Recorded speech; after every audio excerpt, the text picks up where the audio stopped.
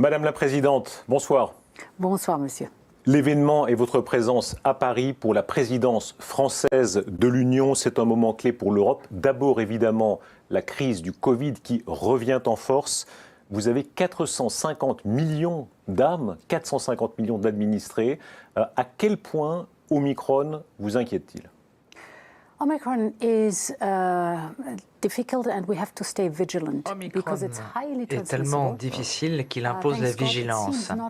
Il est très transmissible, quand bien même la maladie semble moins grave qu'avec les autres variants, mais il faut tout faire pour en limiter la diffusion via la distanciation sociale, mais surtout la vaccination et toujours la vaccination. C'est un instrument, un outil dont nous disposons. Un fait est établi, vous l'avez dit, c'est cette contamination avec le risque d'absence en masse partout en Europe, à l'échelle colossale de ces centaines de millions de personnes.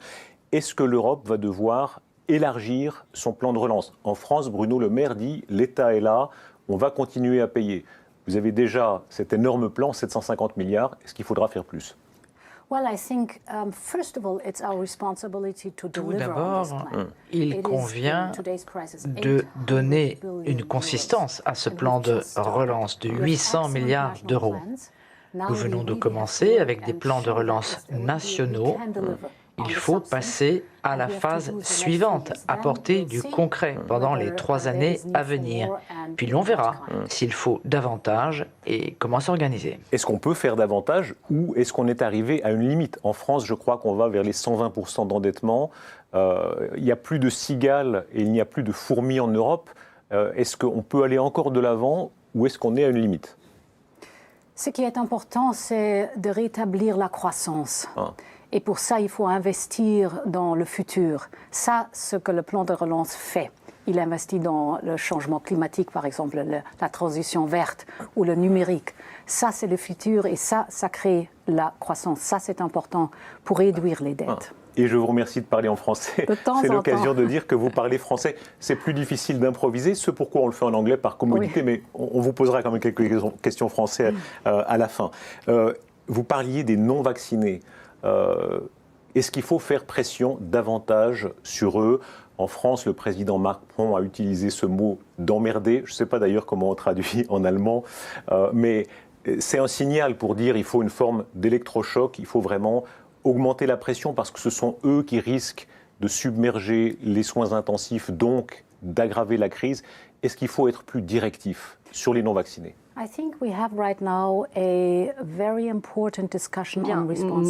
Nous avons une véritable discussion autour de la responsabilité qui se fait jour. La responsabilité, ce n'est pas ma responsabilité à moi uniquement, c'est une responsabilité collective qui s'applique également à autrui, mes amis, ma famille, mes voisins.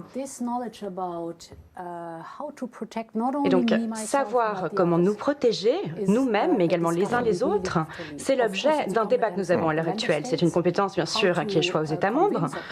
Quant à savoir comment exercer cette pression sur les personnes non vaccinées, là, il y a différentes modalités avec des mesures contraignantes, les certificats numériques également, bien sûr. Mais la question métaphysique qui se pose, c'est la suivante. Quelle est la nature de notre responsabilité ? C'est ça qui est essentiel. Vous êtes médecin, Madame la Présidente, vous avez fait des études de médecine. Liberté, une personne peut ne pas se faire vacciner, mais elle risque davantage d'occuper un lit de réanimation, donc de prendre la place de quelqu'un, donc d'aggraver des déprogrammations, avec les conséquences que ça a sur d'autres. Est-ce qu'il y a pour vous une forme de culpabilité ? Je crois qu'il faut discuter que la liberté individuelle a ses limites quand elle détruit la liberté d'un autre. Et ça, c'est la discussion qu'on a maintenant, très difficile, mais très importante. Ça veut dire que quand Emmanuel Macron a utilisé ces mots très durs, je disais emmerder, mais dans toute son explication où il parle du fait qu'un citoyen n'est plus tout à fait citoyen, vous comprenez son point de vue quand il refuse de se faire vacciner? J'ai le plus grand respect pour cette discussion qui se fait jour. Il est nécessaire de procéder à ce débat, c'est important. Présidence française de l'Union européenne avec un Emmanuel Macron très pro-européen, mais il y a en France un courant euro-sceptique, euro-méfiant, très important. On l'a vu avec l'affaire du drapeau européen à l'Arc de Triomphe qui a provoqué beaucoup de réactions. Est-ce que ça vous a fait mal ? Bien, en premier lieu, la France, c'est un des pays fondateurs de l'Union européenne. La France a écrit cette histoire du projet européen, de la paix, de la réconciliation, qui sont au cœur de notre continent. Et puis cette économie sociale de marché, ce marché unique, c'est au cœur des réussites engrangées. La France en a bien conscience. Donc je crois qu'il faut garder en tête ce que l'on tient aujourd'hui pour acquis, dans une certaine mesure, à savoir la liberté de circulation à travers l'Europe, cette devise unique, cette monnaie unique qui nous unit. Mais ce qui importe aujourd'hui, c'est d'honorer nos engagements européens. Prenons l'exemple de la pandémie. Eh bien, là, il y a eu d'énormes efforts s'agissant de la vaccination. Je me permets de vous interrompre parce que vous êtes une très bonne présidente, donc vous déviez un petit peu, mais je vous posais quand même la question, pardon, elle est un peu émotionnelle, le fait qu'on mette un drapeau européen sous l'Arc de Triomphe. On voit qu'en 2022, pour un certain nombre de Français, c'est quelque chose de choquant. Est-ce que vous comprenez ça? Nous, les Européens, c'est-à-dire les 26 autres États membres et 450 millions d'Européens, nous étions très emballés de voir le drapeau européen affiché sur les monuments. C'était impressionnant. Et je connais bien sûr la fierté en ce qui concerne l'histoire française et ce qui symbolise le drapeau français. Moi, je trouve l'Europe et la France et l'Europe, ça va très très bien ensemble. L'Europe, c'est la France et la France, c'est l'Europe. Je me rappelle, je crois que c'était en 1994, l'Eurocorps avait défilé sur ces mêmes Champs-Élysées, il y avait un contingent allemand et déjà à l'époque, il y avait cette tension. Pour vous qui êtes allemande, le fait qu'il y ait un symbole fort européen dans cet endroit-là, les Champs-Élysées, est-ce que c'est quelque chose d'humainement fort? Ça, c'est le symbole de la paix et de la réconciliation. Et je crois que pour nous tous, moi, je viens d'un petit village à Hanovre, ça, où je suis à la maison. Je viens de la Basse-Saxe, des Länder en Allemagne. Je viens de l'Allemagne, mais je suis européenne. Et tout ça va ensemble dans une personne. Et je crois que c'est la même chose pour les Français. Si on met bout à bout un monsieur Zemmour, madame Le Pen, à gauche un monsieur Mélenchon, les eurosceptiques, ça fait beaucoup de monde, ça fait plus de 40% sans doute. Quel message vous leur donnez? Well, I think the most important is for the French people. Le plus important, c'est d'écouter les Français, de les entendre et de leur dire « l'Europe a besoin de vous. Vous êtes l'Europe. Vous avez écrit l'histoire de l'Europe et l'Europe, elle est là pour vous. » Hommage à Simone Veil au Panthéon. Qu'est-ce que représente Simone Veil pour vous? Simone Veil était témoin des heures les plus sombres de notre histoire. Elle est un symbole pour la paix et la réconciliation. Elle était la première femme qui était présidente du Parlement européen, c'est-à-dire un véritable symbole pour l'égalité et pour la démocratie. Et vous, la première femme présidente de la Commission? Oui, c'est juste. Et elle a toujours lutté pour les droits des femmes. Moi, je suis une grande fan de Simone Veil. Elle était une femme extraordinaire. Dans l'opinion française en particulier, il y a un courant nationaliste fort qui s'inquiète du déclin démographique de l'Europe. Est-ce qu'il faut avoir le courage de dire que, comme vous l'avez fait en Allemagne, vous étiez au gouvernement, c'est l'immigration qui peut combler ce manque? J'ai beaucoup travaillé sur les questions démographiques. On peut combiner plusieurs approches. Concilier le travail, la vie professionnelle et la vie familiale, ce qui permet aux pères, aux mères de travailler et d'avoir des enfants, qui est très bon pour le marché du travail. Et puis, il y a les personnes âgées. On peut travailler plus longtemps comme on peut aussi vivre plus longtemps si les conditions sont réunies. Et troisième point, la jeunesse. Je voudrais finir parce que la jeunesse est un point crucial. Le chômage des jeunes, c'est inacceptable. Donc, il faut permettre l'entrée des jeunes sur le marché du travail. Et quatrième approche, l'immigration.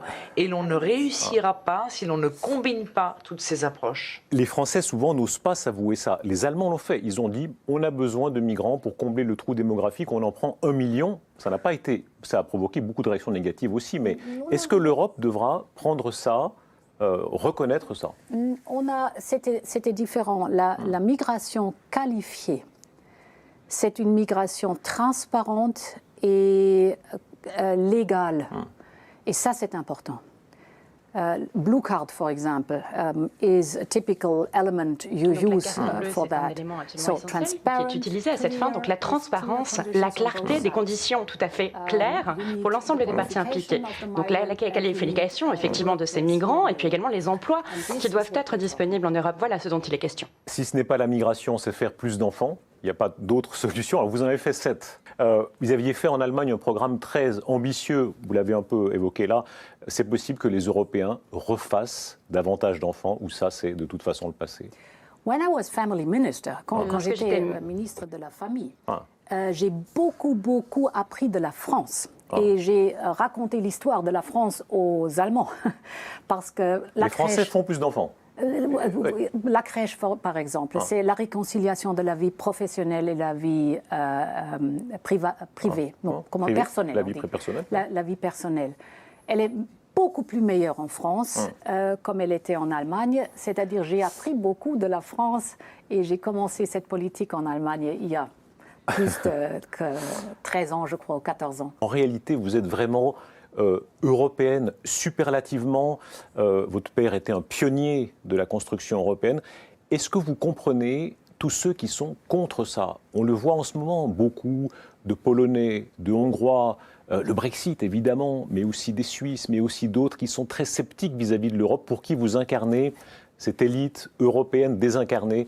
De quel œil est-ce que vous regardez ça? Mais ce n'est pas le peuple, les gens en Pologne et les gens en Hongrie. Si vous regardez au sondage, ils sont vraiment, les Polonais sont vraiment pro-européens.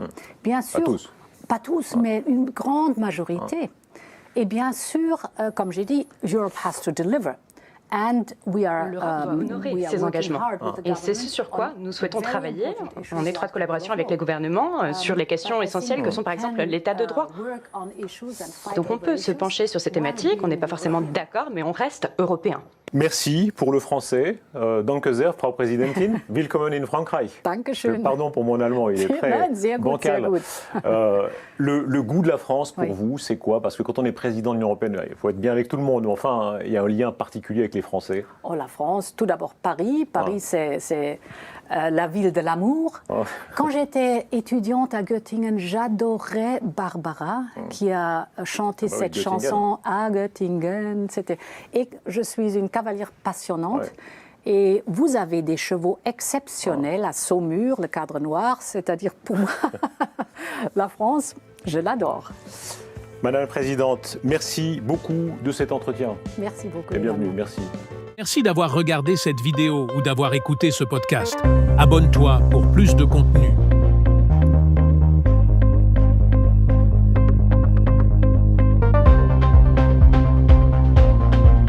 Merci d'avoir regardé cette vidéo ou d'avoir écouté ce podcast.